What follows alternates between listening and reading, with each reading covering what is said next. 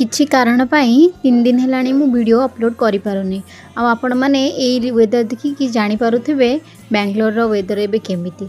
आ छुआ को नै कि स्कूल जिबा एका आसीबा सेटा पूरा बहुत कष्ट हे जाउची। जय जगन्नाथ समस्तन को आज रो ब्लॉग मु आफ्टरनून रू स्टार्ट करूची। स्कूल रू आसला बेला आज एते जोरे वर्षा हेतला कि माने झियो मु ऑटो रे माने पूरा ओदा हे जेतला। आसला परे झियो सोई पड़थिला, मु भी टिके सोई पड़थिली। आ उठिला परे आपण माने देखि भी पारुथे मुहटा केते जोरे मोर फुली जाईची ठंडा को।